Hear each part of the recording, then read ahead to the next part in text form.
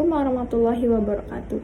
Let me introduce myself. My name is Dinda Ramadanti, NPM 2241115 from class MNJ 22C. I will explain about hypothesis testing.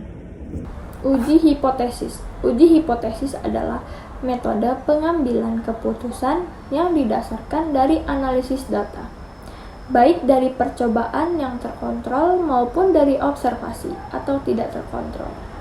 Dalam statistik, sebuah hasil bisa dikatakan signifikan secara statistik jika kejadian tersebut hampir tidak mungkin disebabkan oleh faktor yang kebetulan, sesuai dengan batas probabilitas yang sudah ditentukan sebelumnya. Uji hipotesis kadang disebut juga konfirmasi analisis data. Keputusan dari uji hipotesis hampir selalu dibuat berdasarkan pengujian hipotesis nol. Ini adalah pengujian untuk menjawab pertanyaan yang mengasumsikan hipotesis nol adalah benar. Daerah kritis atau critical region dari uji hipotesis adalah serangkaian hasil yang bisa menolak hipotesis nol untuk menerima hipotesis alternatif. Daerah kritis ini biasanya disimbolkan dengan huruf C. Prosedur uji hipotesis. Yang pertama, melakukan parameter yang akan diuji. Yang kedua, tentukan hipotesis nol atau HO. Yang ketiga, tentukan hipotesis alternatif atau H1. Yang keempat, tentukan A. Yang kelima, pilih statistik yang tepat. Yang keenam, tentukan daerah penolakan. Yang ketujuh, hitung statistik uji. Yang ke-8, putuskan apakah hipotesis nol ditolak atau tidak. Selanjutnya itu jenis hipotesis. Jenis hipotesis ada 7 jenis. Yang pertama, hipotesis sederhana. Hipotesis sederhana akan mencerminkan hubungan antara dua variabel bebas dan variabel terikat. Yang kedua, hipotesis kompleks. Hipotesis kompleks mencerminkan hubungan antara dua atau lebih variabel independen dan dua atau lebih variabel dependen. Yang ketiga, hipotesis kerja atau penelitian. Hipotesis kerja adalah usulan solusi terhadap suatu masalah sampai penelitian lebih lanjut dapat dilakukan atau gagasan yang lebih baik muncul di benak. Yang keempat, hipotesis nol. Hipotesis nol adalah hipotesis yang menyatakan tidak ada hubungan antara kedua variabel.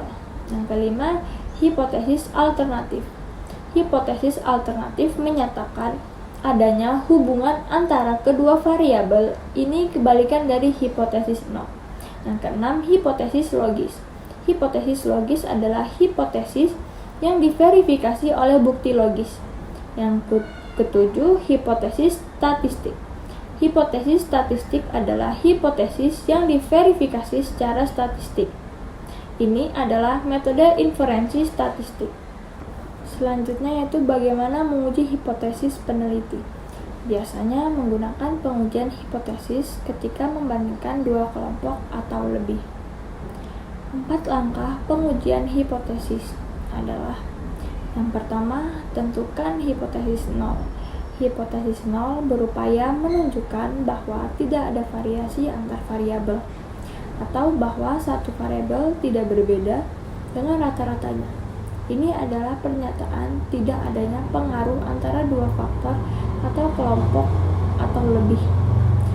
Jika melakukan penelitian, peneliti biasanya tertarik untuk menyangkal hipotesis nol. Yang kedua, tentukan hipotesis alternatif. Hipotesis alternatif adalah kebalikan dari hipotesis nol, menyatakan bahwa terdapat perbedaan antara kedua variabel tersebut. Seringkali peneliti tertarik untuk membuktikan hipotesis alternatif. Yang ketiga, tetapkan tingkat signifikansinya. Tingkat signifikansi adalah kemungkinan ditolaknya hipotesis nol, padahal hipotesis itu benar. Tingkat signifikansi biasanya ditetapkan sebesar 0,05. Yang keempat, hitung statistik uji dan nilai P yang sesuai statistik uji dihitung menggunakan rumus dengan mean dan deviasi. Statistik uji biasanya menguji hubungan antar variabel atau kelompok pembanding. Nilai P ditentukan dari hasil statistik uji. Nilai P adalah probabilitas menemukan hasil observasi ketika hipotesis nol benar. Selanjutnya yaitu manfaat pengujian hipotesis. Manfaat pengujian hipotesis karyawan perlu memahami bagaimana keputusan mereka mempengaruhi bisnis mereka. Sebelum mengambil keputusan apapun, seorang karyawan dapat bereksperimen dengan keputusan dalam uji hipotesis dan lebih yakin dengan keputusan apa yang diambilnya. Pengujian hipotesis juga memberikan cara bagi karyawan untuk menganalisis data mereka dengan benar. Menggunakan uji hipotesis membantu dalam mengambil keputusan di berbagai bidang, seperti anggaran, pemasaran, bagaimana harga mempengaruhi pelanggan, biaya untuk mendapatkan pelanggan, menentukan lokasi bisnis, dan banyak lagi. Contoh dari uji hipotesis yaitu seseorang yang dituduh pencuri dihadapkan kepada seorang hakim. Seorang hakim akan menganggap orang tersebut tidak bersalah sampai kesalahannya bisa dibuktikan. Seorang jaksa akan berusaha membuktikan kesalahan orang tersebut. Dalam kasus ini, hipotesis nol adalah orang tersebut tidak bersalah, dan hipotesis alternatif adalah orang tersebut bersalah. Hipotesis alternatif inilah yang akan dibuktikan. Ada dua kondisi yang mungkin terjadi terhadap orang tersebut. Yang pertama, orang tersebut tidak bersalah. Yang kedua, orang tersebut bersalah.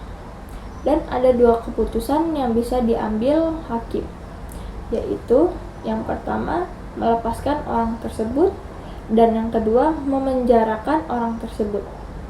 Dalam kasus ini, ada dua kemungkinan kesalahan yang dilakukan hakim.